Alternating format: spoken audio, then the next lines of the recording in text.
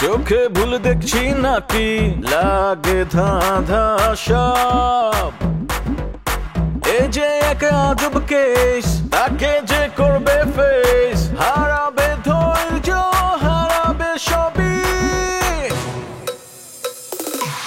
পাতরে খায় পাতরে ফুটা তবু নাই রিয়েকশন আজব এক অ্যাডভেঞ্চারে ঘরের শত্রু বিভীষণ পাতরে খায় পাতরে ফুটা তবু নাই রিয়েকশন আজব এক অ্যাডভেঞ্চারে ঘরের শত্রু বিভীষণ তোমারে মোষটা না থাকলে তোমারে পুরুষ হিসাবে গ্রহণই করা যেত না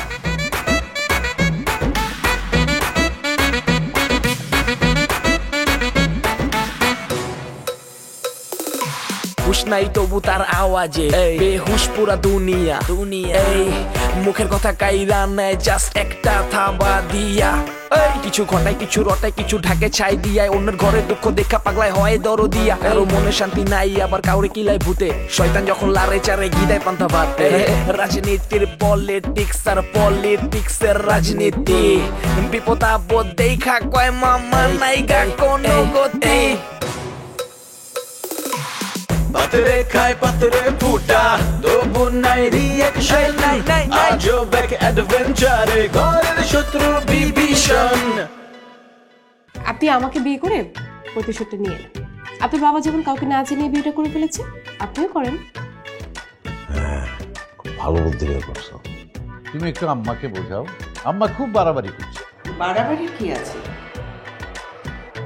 দুই বউ এক বাড়িতে থাকার চেয়ে আলাদা থাকাই ভালো আচ্ছা তুমি কি পাগল মানে তুমি পাগল না হইলে একটা পাগলের কথায় কনভিন্স হইয়া তুমি কাজী অফিসে চলে গেলা 2 ঘন্টা সেখানে কাটাইলে এটা হইতে পারে আপনার জন্য শরবত নিয়ে আসছি ইসিকুলের ভুষিতে একটু লেবু দিয়ে খুব ভালো লাগবে আপনার খেলে আপনাকে দিব না না না কোনো প্রয়োজন নেই বাহ লেবুর শরবত রোজ সকালে 1 গ্লাস খেতে পারতাম কেউ দেয় না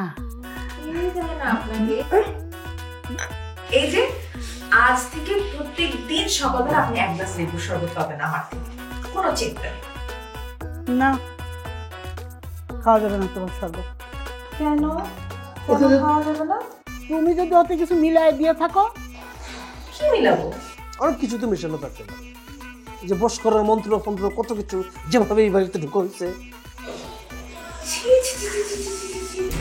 তুমি এটা কি বললে পারুন এরকম একটা কথা তুমি আমাকে বলতে পারলে ছি ছি ছি ছি ছি আমি তো বলি নাই বলছি তো দাদি তোমার নিয়ে ঝামেলা চলতেছে তোমার হাতে কোনো জিনিস খাওয়া যাবে না সেটাই আম্মা আপনার এই কথাটা আমি অনেক কষ্ট পাইলাম আম্মা খুব কষ্ট পাইলাম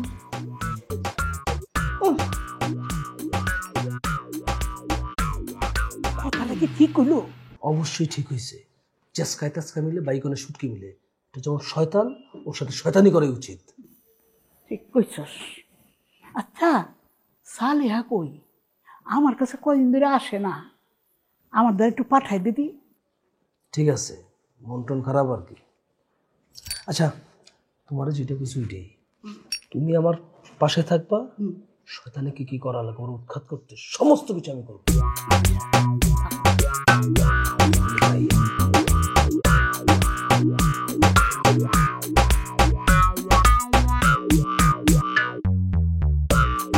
বুঝি না আপনার না এসব জটিল কথাবার্তা আমি কিছুই বুঝি না। তোমার একটা সহজ সরল মেয়ে তোমার এগুলো বোঝার দরকার নেই বুঝছো না বোঝার দরকার নেই একদম দরকার নেই আর আপনি আপনি তো একটা গিরিঙ্গিবাজ আমাকে মিথ্যা কথা বলেছেন আচ্ছা শোনো তুমি কি আমাকে বিশ্বাস করো না ছোট আম্মারে বিশ্বাস করো ছোট আম্মাকে তাহলে বেদাল শেষ তুমি ছোট আম্মারে বিয়ে করে ফেলো মানে ছোট আম্মাকে আমি বিয়ে করব হ্যাঁ আচ্ছা বাদ দেন আপনি আগে বলেন যে উনি কেন আমাকে এই কথা বলতে যাবে শুধু শুধু কি আমাকে বানিয়ে কথা বলবে উনি কেন বলবে না আচ্ছা তোমার সঙ্গে যখন ছোট আম্মার কথা হয় তখন কি ওই জায়গায় আব্বা ছিল হ্যাঁ আঙ্কেল আসছিল এই কারণেই তো সে তো আমাকে বলছে যে পালায়ে বিয়ে করে সে সুখী নাই এখন এটাকে আব্বার সামনে তোমার আবার বলতে পারবে সে আচ্ছা যাই হোক, তুমি আমার দোষারোপ করতেছো তো ঠিক আছে আমার তোমার বিয়ে করা দরকার নেই আমিও না আপনাকে বিয়ে করার জন্য বসে রই নাই আমিও আপনাকে বিয়ে করব না আপনার মতো একটা পাগল ছাগল বিয়ে করে আমি আমার জীবন নষ্ট করতে পারবো না আমাকে খায়রুল বলেছে বিয়ে করবে আর তাকে বিয়ে করবো। প্রস্তাব দিছে খায়রুল? হ্যাঁ, আগেই তো দিয়েছে, কারণ রতনের রতন চিনে। বলো কি, কিন্তু আমি তো খায়রুলের শুয়োর মনে করতাম, কারণ শুয়োরে চিনে কচু। আপনি আমাকে কচু বললেন? আপনি কি নিজে তো একটা কুমড়ো পটাশ, সব ফাউল কোথাকার। আপনি বলে কচু।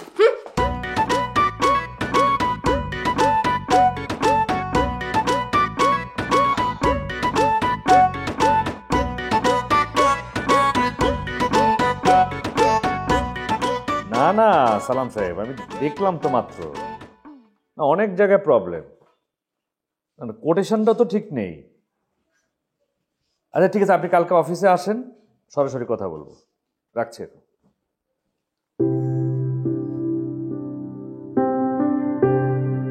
কি ব্যাপার, হঠাৎ করে বলা নেই কোয়া নেই কফি? আমি কি চেয়েছিলাম কফি তোমার কাছে? তাহলে আপনাকে দেখে খুব টায়ার্ড মনে হলো, সেজন্য ভাবলাম এই মুহূর্তে একটা যদি কফি হয় তাহলে বোধহয় মনটা ভালো হয়ে যাবে। বাহ,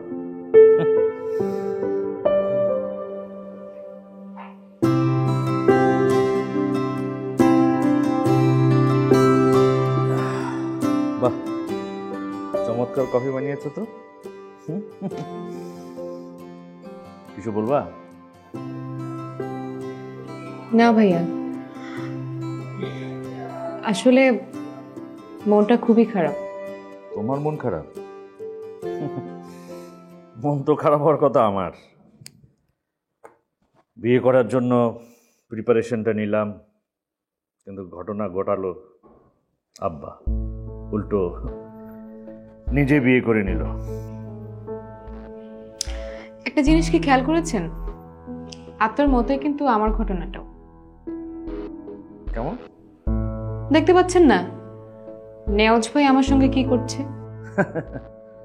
ভাইয়ের কথা কি বলবো, সেটা একটা পোল্ট্রি বাস। দেখো না, পাগলের ভং করে ঘরের মধ্যে কি করে, মনে হয় সে কিছুই বুঝে না, সব কিছুই বুঝে। কথা আছে না, মিনকা শয়তান, ওইরকম শয়তান। দেখো, তোমাকে কখনো বিয়ে করবে।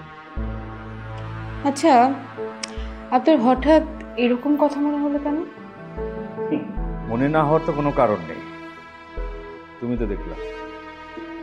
আমি পাপিয়াকে নিয়ে আসলাম বিয়ে করার জন্য, সেখানে বাহার থেকে ঢুকাল, ভাইয়াই ঢুকাল। তারপর কি হলো, বাবা ওকে বিয়ে করল। আসলে না, আমাদের দুজনের সাথেই খুব অন্যায় হয়েছে। একটা কাজ করবা? কি? তুমি আমাকে বিয়ে করে ফেলো, ভাইয়া তোমার সঙ্গে পোল্ট্রি মেরেছে, আর তুমি ভাইয়ের সঙ্গে পোল্ট্রি মারো, চিটপটে। কথাটা আপনি রাগ করে বলেন আর ফাইজলামি করে বলেন, খুব একটা খারাপ কিছু বলেননি কিন্তু। তবে একজনকে ভালোবেসে তাকে বিয়ে করতে চেয়েছিলাম, এখন অন্য কাউকে কে বিয়ে করা ঠিক হবে? হ্যাঁ, কেন ঠিক হবে না? আমার সঙ্গে কি করলো ভাইয়া, আমার সঙ্গে কি করলো আব্বা? আমার দোষ কোথায়? আব্বা বিয়ে করতে পারলো, আর আমার দোষ হয়ে যাবে তোমাকে বিয়ে করলে? বিষয়টা ভাবার। ঠিক আছে, ভেবে জানাবো। ভাবো, এখনই কিছু বলার দরকার নেই, ঠান্ডা মাথায় ভেবে তারপর আমাকে জানাও, ঠিক আছে? তাহলে আমি এখন কাজ করি।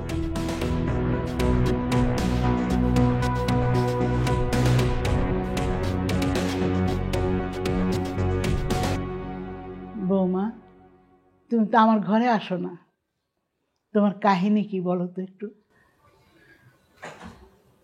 ঘর আমার আর ভালো লাগে না আম্মা, মনে হয় দূরে কোথাও চলে যাই। শুধু সন্তানদের ভেবে যেতে পারি না,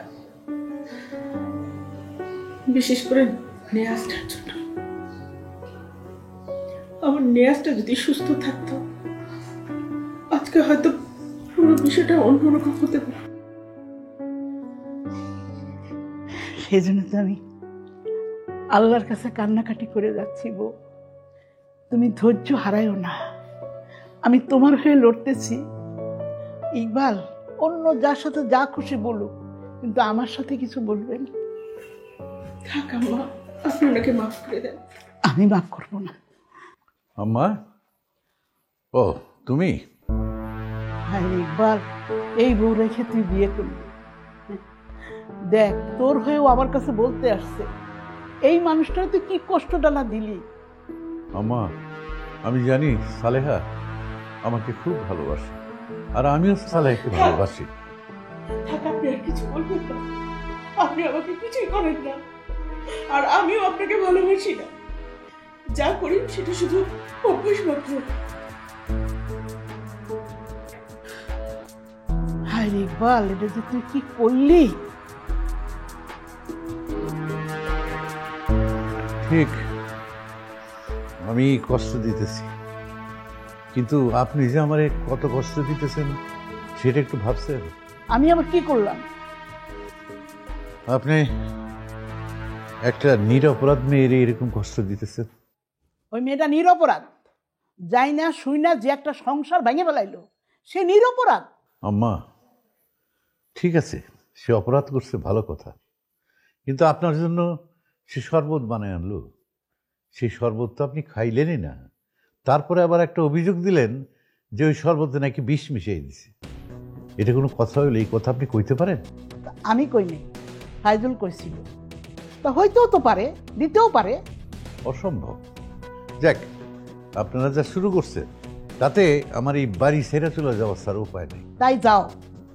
হ্যাঁ, যাব, ঠিকই যাব। গেলে বুঝবেন কি হারাইলেন।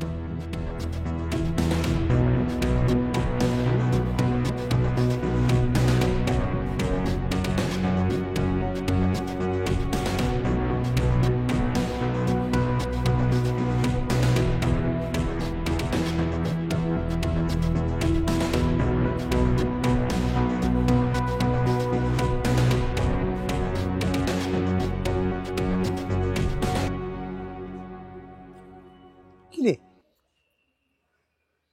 এভাবে চুপচাপ মন খারাপ করে বসে থাকার মানে কি? কি হয়েছে? আমি ভাবছি এ বাড়ি থেকে চলে যাব। আরে কি অদ্ভুত, চলে যাবে মানে? এটা কোনো কথা? তুই কি এখানে হেরে যাওয়ার জন্য এসছিস? না ভাইয়া, এটা আসলে হার জিত না। আমার না কেমন জানি কিছুই ভালো লাগছে না। নেওয়াজ ভাই আমাকে বিয়ে করবে বলে বলে বারবারই আমাকে ঠকাচ্ছে, পল্টে নিচ্ছে আমার সঙ্গে। আর ওইদিকে তো শুনছি আঙ্কেল নাকি ওই নীলিমার সঙ্গে তার বিয়েটা দিতে চায়। এটা নিয়ে তুই ভাবছিস? তুই তো আসলে এই বাড়িতে নতুন, এই বাড়ির হাব ভাব এখনো তুই বুঝতে পারিস না। এটা ভাও তোর বুঝতে অনেক সময় লাগবে। তুই দেখিস না, এই যে শ্বশুর আব্বা যে চট করে বিয়ে করলো, তখন আমি কি করলাম? দ্রুত একটা ফুলের তোড়া নিয়ে অভিনন্দন দিই। এই যে অভিনন্দন দিতে গেলাম, কেন গেলাম? কারণ ক্ষমতায় সকল ক্ষমতার উৎস। আমি জানি ক্ষমতাটা কার হাতে আছে। আর ক্ষমতা, এটা আসলে ক্ষমতার বিষয় না ভাইয়া। কি বলিস না, ক্ষমতা হবে না কেন? ওটাই আসল। এই যে আব্বা নীলিমার সাথে যে নেওয়াজ ভাইয়ের বিয়ে দিতে যাচ্ছে, কেন? সেটা ওই ক্ষমতার জন্য। কারণ আব্বার ক্ষমতার একটু টান পড়েছে, ঘাটতি পড়েছে, এখন নীলিমাকে সে ব্যবহার করে। আর এই জন্যই কি আমি যখন নীলিমার সঙ্গে গন্ডগোল করলাম তুমি সেটা মিটমাট করতে চেয়েছিলে? এইটা হচ্ছে আমার বোনের মতো। এই তো তোর মাথা ঘুরছে, বুঝতে পারছিস? বেসিক্যালি তোর মনে রাখতে হবে, দেখ, জীবনটা চলতে গেলে ব্যালেন্স করে চলতে হবে, এটাই সিস্টেম। আমি না অত ব্যালেন্সে কিছু বুঝি না। এত বুঝতে হবে না তোর, আমি আছি না? আমি তোর বড় ভাই, আছি তো। হ্যাঁ, যা করব সেটা আমি হিসাব করে করব, তোর বুঝতে হবে না। আচ্ছা যাই হোক ভাইয়া, তোমাকে তো আরেকটা কথা বলাই হয় নাই। কি? ওই যে খায়রুল ভাই আমাকে বিয়ের প্রস্তাব দিয়েছে। আরে তুই এই কথা আগে বলবি না? খুব ভালো তো, এটা করে ফেল, বিয়ে করে। না না, ওনাকে আমার অত ভালো লাগে না। তাছাড়া সেও তার বাবার মতো হিসাবই। হিসাব করতে করতে তখন দেখবো আমার জীবনটাই ফাঁকা ফাঁকা হয়ে যাচ্ছে। ঠিক আছে, তুইও যে প্ল্যান নিয়ে নামছিস মাঠে, তাতে খায়রুল দিয়ে হবে না। তোর জন্য ওই নেওয়াজ ভাইয়ের মতো একটা পাগল ছিলেই ঠিকঠাক ছিল। কিন্তু শেষ পর্যন্ত যে নেওয়াজ ভাই এত বড় পুলকি মারবে আমার সঙ্গে, আর কেনই বা এমন করছে নেওয়াজ ভাই? আচ্ছা বাদ দে, আমি বলি কি, চুপচাপ বসে থাক, অবজারভেশন কর, ধৈর্য ধরে থাক, জাস্ট একটা সুযোগের অপেক্ষা। সুযোগ বুঝেই কোপটা মারতে হবে, মানে ছোপ বুঝে কোপ, এটা হচ্ছে মূল ব্যাপার। চুপচাপ ধৈর্য ধরে বসে থাক।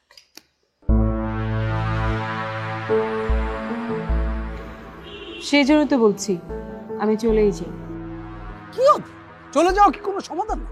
হ্যাঁ, চলে যাওয়া কোনো সমাধান না। সমাধানটা ওটা না। খেলার মাঝখানে একদম খেলা ছেড়ে মাঠ থেকে বেরিয়ে গেলে সর্বনাশ হয়ে যাবে। এভাবে এই চিন্তা মাথাতে ছাড়, থাক, ধৈর্য ধরে বসে থাক, আমি আছি। আর এটা নিয়ে কোনো এক্সপ্রেশন দেখাবো না। এই পরিবেশটা এটা নষ্ট করবে, পরিবেশটা সেট করতে।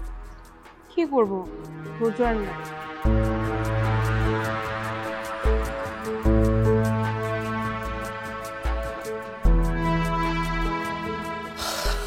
আব্বা ডাকছেন আমারে? হ্যাঁ, তোমার মামলার খবর কি? কোন মামলা? এই যে 2 দিন আগে জেল খেটে আসলা যে, সেই মামলা। ও, ওটা তো ডিসমিস। ডিসমিস? কিন্তু আমার তো থানার থেকে ফোন করলো, ওরা বলল যারা তোমার নামে আগে অভিযোগ দিয়েছিল তারা এখন আবার তোমার নামে অভিযোগ দিতে চায়। তা বা আমি তো এর মধ্যে আর কিছু করি নাই। তুমি কি করছো না করছো সেটা তো আমার দেখার বিষয় না, তবে দ্বিতীয়বার যদি মামলা হয় তাহলে কিন্তু আমার কিছু করার নেই। মানে আমি তো আব্বা, হ্যাঁ আব্বা একটু আপনার সাথে, না সরি, ভুল সময় আসছে, আপনি মনে হয় ফাইরুলের সাথে। না না না, কোনো অসুবিধা নাই, তুমি দাঁড়াও, অসুবিধা নেই, বলো কি বলবো বলো। না বলছিলাম আব্বা, আচ্ছা তাহলে মানে এখন আমার করণীয় কি? তোমার করণীয় কি? তুমি তো আমার বুদ্ধিতে কোনো কাজ করো নাই, যা করছো তোমার নিজের বুদ্ধিতে করছো। এখন তোমার করণীয় কি সেটা তুমি ঠিক করো, আমি কি বলবো। তুমি তো ফ্যামিলির সিনিয়রদের সাথে বেয়াদবি করছো, ফাউল টক করছো। এখন যেটা সমস্যা সেটা হলো যে ফ্যামিলির লোকরা এটা সহ্য করবে, কিন্তু ফ্যামিলির বাইরের লোকরা যারা, তারা তো সহ্য করবে না। তারা তোমার নামে মামলা করবে, তারপর তুমি জেলের গানি টানবা, এগুলি হবে। মানে কি? ছি ছি ছি ছি ছি, মানে কি বাইরে আবার একটা গন্ডগোল পাকাইছো তুমি? ভাই আমি কিছু করি নাই, কেউ না কেউ আমাকে ফাঁসাচ্ছে, আমাকে বারবার ফাঁসানো হচ্ছে। এইসব কথা ঘরের মধ্যে বলা যায়, বাইরে না, ঠিক আছে? মানে আমি বুঝলাম না, কয়েকটা দিন যাইতে পারলো না, আব্বা কত কষ্ট করে তোমাকে ছাড়াইলো। হ্যাঁ, তুমি কি ফ্যামিলির ব্যাপারে একটা মাত্র তাদের মান সম্মান একটু ভাবো না? আরে এইটাই তো সমস্যা। ও কি চিন্তা করতে পারে? ওকে চিন্তা করে কোনো কাজ করার, চিন্তা করার ক্ষমতাই তো নাই। আচ্ছা আব্বা, আপনি চিন্তা করবেন, আমি কত করে তোমারে বলছি একটু ভদ্র হও, একটু ভদ্র হও, বিহেভিয়ারটা শিখো। আমাকে দেখো না তুমি, দরকার হলে আমি তোমাকে বিহেভিয়ার কিভাবে বিহেভিয়ারটা করবো মানুষের সাথে আমি কোচিং দিয়ে শেখাবো। আব্বা আপনি ঠান্ডা হন, আপনার প্রেশার বেড়ে যাবে আব্বা, মানে আমিও ব্যাপারটা নিলাম, দায়িত্বটা নিয়ে নিলাম, আপনি একদম। আচ্ছা আচ্ছা আচ্ছা, ঠিক আছে ঠিক আছে, দেখো চেষ্টা করে যদি পারো কিছু করতে, দেখো। দাঁড়া, কোনো চাপ, আমি তোমার দুলোভাই হয়ে মহা বিপদে পড়ছি না? তুমি আমার সালা বিপদ করবা, অ্যাক্সিডেন্ট করবা, সমস্ত ঘাড়ে আমার দায়িত্ব নিতে হবে। যাও যাও। অনেক দায়িত্ব নিচ্ছেন আপনি। তুমি যেন কি বলতে চাইলা? আব্বা কি বলবো, না বলতে গেলে তো আব্বা আপনার তারিফই করতে হয়। মানে কিভাবে বোঝায়, মানে আপনি যেভাবে আগাচ্ছেন, যেভাবে আগাচ্ছেন, ইতিহাসে তো মনে করেন এখনই আপনার নামটা লিখে ফেলা হতো। ও, এইসব কথা বলতেই তুমি আসছিলে? না আব্বা, মানে তাহলে মীরার মনটা অনেক খারাপ আব্বা। হ্যাঁ, মীরার ব্যাপারটা আমার মাথায় আছে, আমি দেখছি। আপনার কিচ্ছু দেখতে হবে না আব্বা, কিচ্ছু দেখতে হবে না। এই যে আপনি বললেন যে মীরার ব্যাপারটা আপনি মাথায় নিয়েছেন, আর কি লাগবে? মানে আপনার মতো একটা মহান মানুষ, তার মতো ছোট্ট একটা ঘটনা মাথায় নিয়ে ফেলেছেন, এটা তো ধন্য। আমি ধন্য, মীরা ধন্য, মীরার ব্যাপার আব্বা। ঠিক আছে, যাও।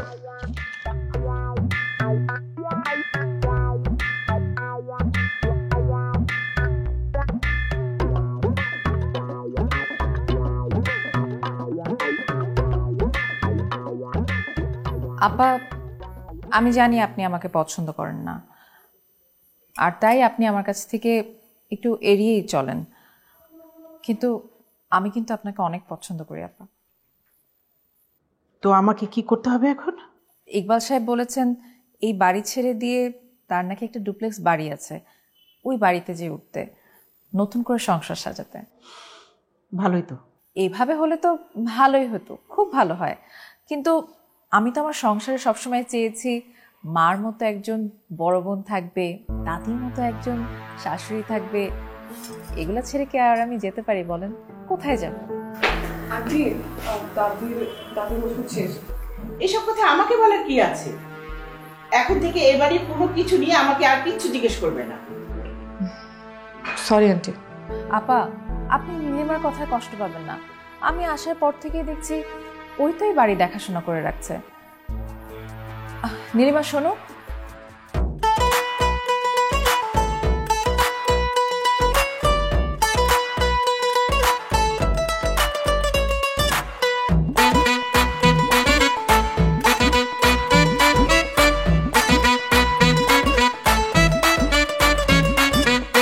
আরে আরে হচ্ছেটা কি, চোখে ভুল দেখছি নাকি, লাগে ধাঁধা সব। এই যে এক আজব কেস, তাকে যে করবে ফেস, হারাবে ধৈর্য, হারাবে সবই। পাতরে খায় পাতরে